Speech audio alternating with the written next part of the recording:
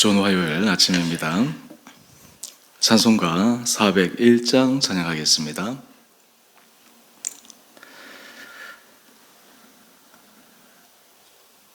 주의 곁에 있을 때 마음이 든든하오니 주여 내가 살 동안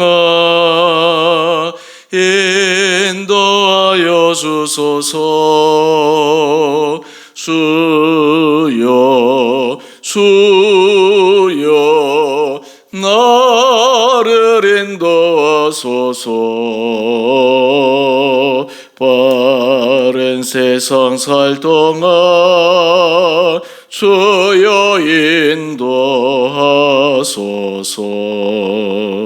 피난처인 예수여 세상 물결롱할 때 크신 은혜 베푸사 나를 숨겨주소서.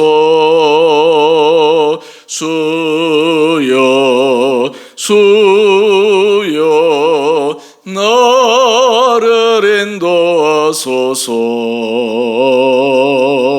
빠른 세상 살 동안 주여 인도하소서. 세상 풍파 지난 후 영화로운 나라와 눈물 없는 곳으로 들어가게 하소서. 주여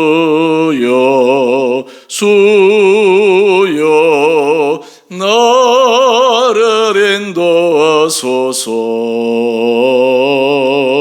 빠른 세상 살 동안 주여 인도하소서. 아멘.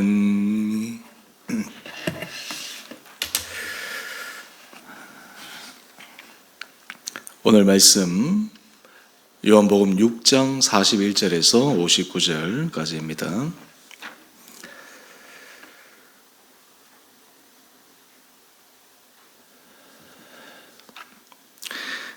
자기가 하늘에서 내려온 떡이라 하심으로 유대인들이 예수에 대하여 수군거려 이르되 이는 요셉의 아들 예수가 아니냐. 그 부모를 우리가 아는데 자기가 지금 어찌하여 하늘에서 내려왔다 하느냐. 예수께서 대답하여 이르시되 너희는 서로 수군거리지 말라. 나를 보내신 아버지께서 이끌지 아니하시면 아무도 내게 올 수 없으니 오는 그를 내가 마지막 날에 다시 살리리라. 선지자의 글에 그들이 다 하나님의 가르치심을 받으리라 기록되었은즉 아버지께 듣고 배운 사람마다 내게로 오느니라. 이는 아버지를 본 자가 있다는 것이 아니니라. 오직 하나님에게서 온 자만 아버지를 보았느니라. 진실로 진실로 너희에게 이르노니 믿는 자는 영생을 가졌나니 내가 곧 생명의 떡이니라. 너희 조상들은 광야에서 만나를 먹었어도 죽었거니와 이는 하늘에서 내려오는 떡이니 사람으로 하여금 먹고 죽지 아니하게 하는 것이니라.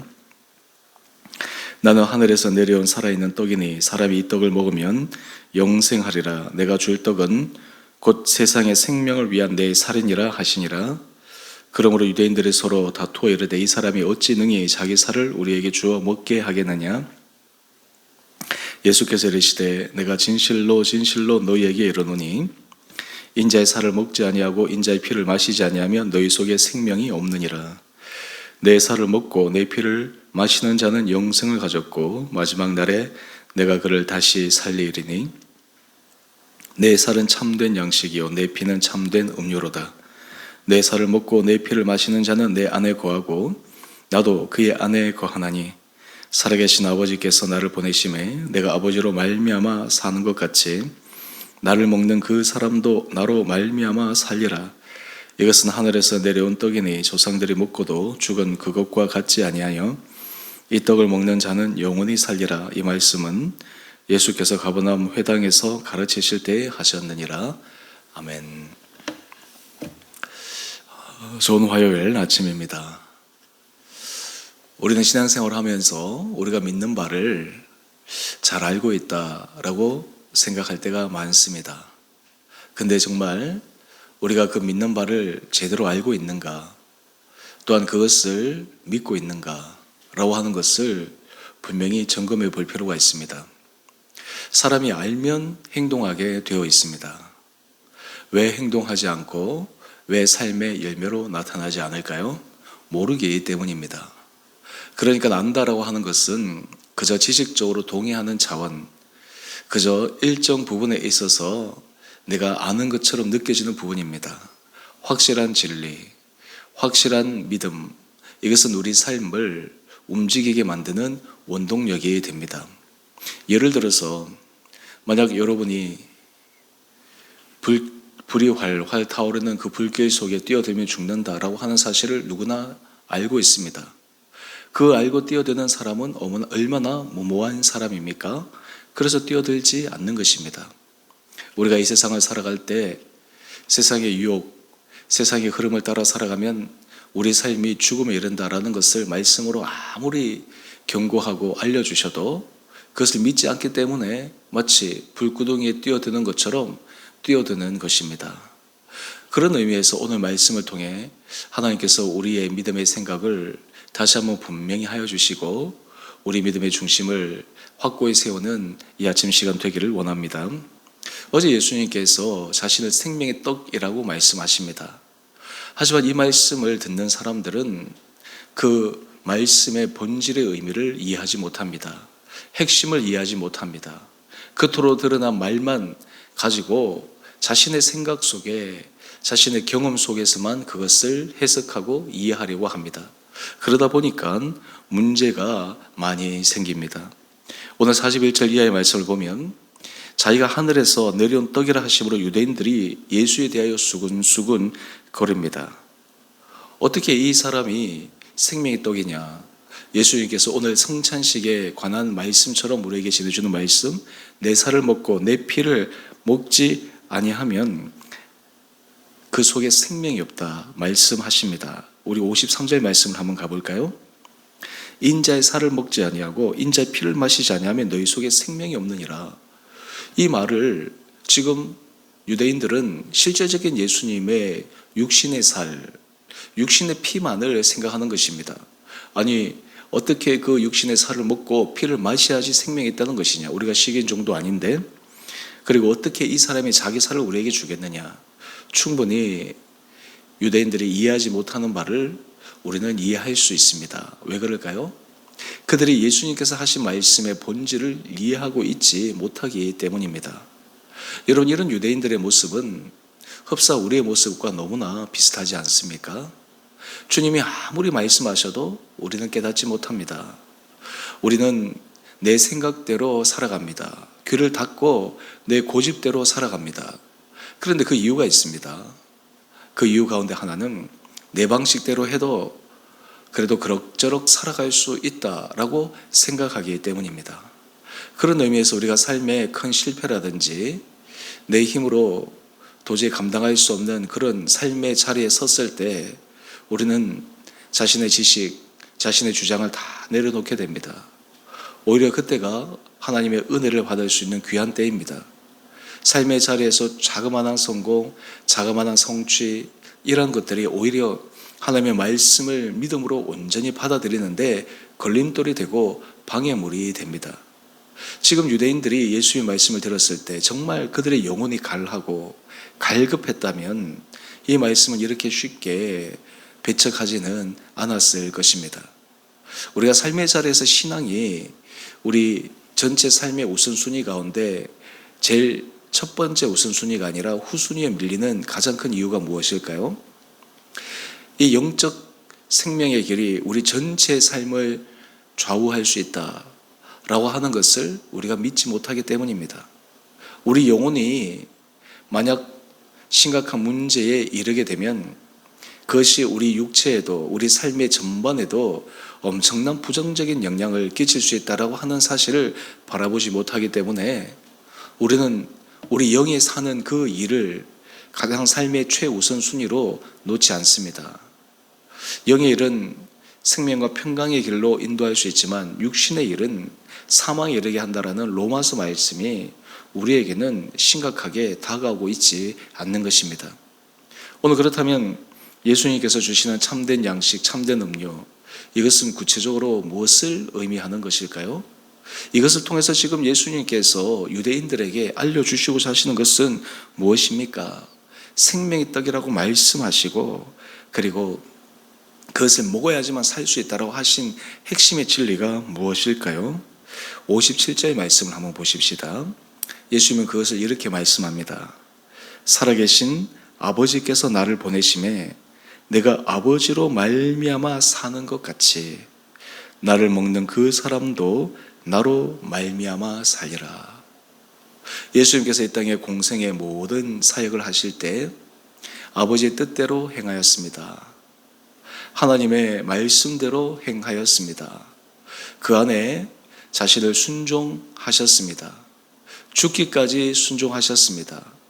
심지어는 겟세마네 동산에서 이 잔이 내게서 지나가게 해달라고 간청하였지만 주님은 내 뜻이 아니라 아버지 뜻대로 내가 원하는 바가 아니라 아버지가 원하는 바가 되기를 소망하며 그 힘들고 고통스러운 십자가 길을 묵묵히 걸어갔습니다. 여러분, 생명의 떡, 예수에게 주신 것을 우리가 먹는다라고 하는 것은 우리 안에 예수 그리스도가 살아있는 영적 생명의 상태를 의미합니다. 여러분의 삶 가운데 예수 그리스도가 살아있지 않으면 우리 영혼은 살았다 하지만 죽은 상태입니다. 예수 그리스도가 우리 안에 계실 때 우리는 주의 말씀이 우리 심령 가운데 온전히 들어오게 됩니다. 예수 그리스도 우리 안에 있을 때 우리는 영적인 그 양식을 갈급하게 됩니다. 또한 그것을 우리 안에 먹고 그것을 통해서 우리 안에 참 평안과 안식을 누릴 수 있게 됩니다. 여러분, 우리가 하루하루 삶을 살아가면서 일상에서 늘 비슷한 음식이나 이런 것들을 먹고 살아가는 것이지만 그런 것이 없이 우리가 만약 포기해버린다면 우리 육신을 유지해 나갈 수가 없죠. 우리가 영적 양식을 먹지 않으면 결코 우리 영혼은 살아날 수가 없습니다. 저는 이런 의미에서 우리 살아가는 성도님 한 분 한 분들에게 하나님께서 우리에게 영적인 눈을 뜨게 하여 주시고 영적인 귀를 열게 하여 주셔서 정말 우리 안에 예수 그리스도와 살아 생동하는 은혜의 역사가 있게 되기를 간절히 소망합니다. 겉으로 보기에는 다 비슷해 보입니다. 신앙생활이 비슷해 보입니다. 하지만 그 안에 예수 그리스도가 살아있을 때 우리의 삶은 정말 영적 충만한 은혜의 삶을 살아갈 수 있습니다. 원래 우리 교회 표가 주를 기쁘시게 하는 자입니다. 여러분, 이것은 억지로 하려고 하면 부담스러운 일입니다. 내가 하는 것이 참 힘듭니다. 그런데 우리 안에 예수가 살아있게 되면 우리는 그 일이 우리에게서 기쁨이 됩니다. 거기에 대해서 정말 간절한 소망이 됩니다. 여러분, 이런 주님 앞에서 정말 영적으로 살아난 그 삶을 우리 온 성도들이 하루하루 구체적 삶으로 살아낼 수 있게 되기를 간절히 소망합니다. 이 세상의 것은 다 지나갑니다. 어차피 다 없어질 것입니다. 우리의 영적 생명, 지금 우리가 중요하게 생각하지 않고 하찮게 생각할지 모르는 그것이 우리 삶에 있어서 가장 실질적이고 가장 최고의 가치인 것입니다. 이런 은혜가 이런 말씀의 깨달음의 은혜가 우리들 가운데 있게 되기를 원합니다. 그리고 또 하나는 우리 44절 말씀입니다. 나를 보내신 아버지께서 이끌지 아니하시면 아무도 내게 올 수 없으니, 이 예수 그리스도의 은혜 아래 살아갈 수 있다고 하는 것은 주님의 인도하심이 필요합니다. 열어주심이 필요합니다. 주님께서 인도해 주셔야 됩니다. 열어주셔야 됩니다. 주님께서 그 마음을 주장하여 주셔야 합니다. 제가 주일 설교 제목이 생각을 잘 선택해야 된다라는 것을 말씀으로 나누었습니다. 여러분, 우리가 좋은 생각을 선택하는 것은 무엇입니까? 영적인 주님 앞에 살아있는 것을 선택하는 것입니다. 그것을 우리가 계속해서 추구해 가는 것입니다. 우리는 듣는 바에 의해서 지대한 영향을 많이 받습니다. 특별히 우리 주변에 가까이 있는 사람들의 말들이 우리 삶의 자리에 때로는 긍정적으로 때로는 부정적인 영향을 줄 때가 있습니다. 하지만 반대로 우리 안에 주님의 살아 생명의 은혜의 역사가 우리로 하여금 우리 가족이나 우리 주변의 사람들에게 정말 생명의 선한 영향력을 끼칠 수 있는 그런 삶의 모습으로 나가도록 우리가 하나님 앞에 새로운 은혜를 구해야 될 필요가 있을 것입니다. 한 페이지 넘겨보시면 묵상 에세이에 본질을 붙들어야 산다라는 글에서 아마존의 창업자 제프 베조스의 이야기를 인용하고 있습니다. 사람들은 위기의식을 보내면서 10년 후 세상이 어떻게 달라질까, 어떻게 변화될까 많은 관심을 가지는데 정작 중요한 질문을 놓칠 수 있다는 것입니다. 바로 그것은 정작 10년 후에도 변하지 않을 것이 무엇인가 하는 본질적 문제에 관하여는 생각하지 않는다.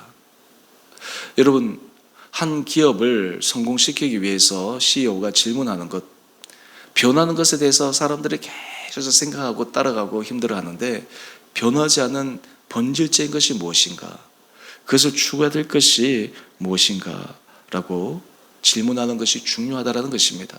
여러분, 우리 믿음의 생활에 있어서 이 본질이 중요합니다. 여러분, 그런 의미에서 여러분들에게 있어서 신앙은 여러분의 삶에 어떤 본질적 질문이 됩니까? 여러분에 있어서 교회 공동체는 여러분의 삶에 있어서 어떤 본질적 질문의 주제가 되어집니까?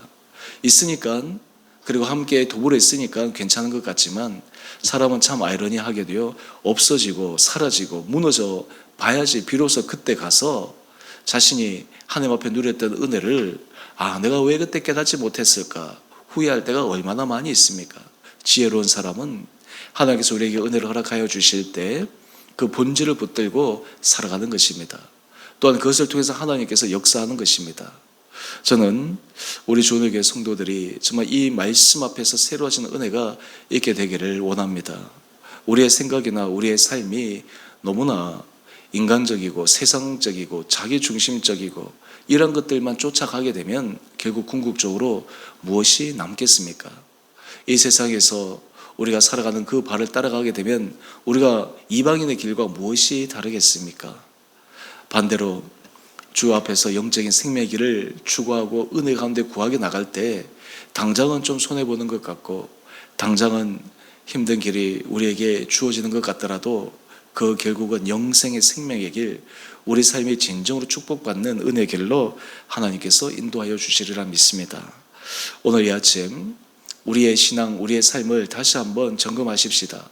여러분의 삶의 자리에서 여러분 스스로를 깊게 성찰하고 돌아보시고 하나님 앞에 새로 믿음의 결단이 있는 귀한 이 아침 시간 될 수 있게 되기를 주님 이름으로 축원드립니다. 함께 기도하겠습니다.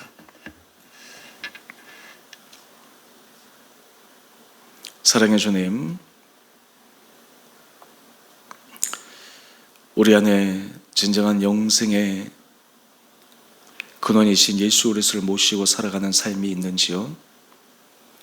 우리는 얼마나 자기중심적이어서 내 아픔, 내 고통, 내 삶의 문제만 중요시하고 그것을 해결하고 도와주는 것에만 관심을 가졌지, 정작 입으로는 주를 위하여, 입으로는 주를 헌신한다고 하면서 우리의 이기적인 마음, 그리고 세상적인 우리의 관심, 여기에 벗어나지 못하여 거기에 머물러 살아가는 저희들을 긍휼히 여겨 주옵소서.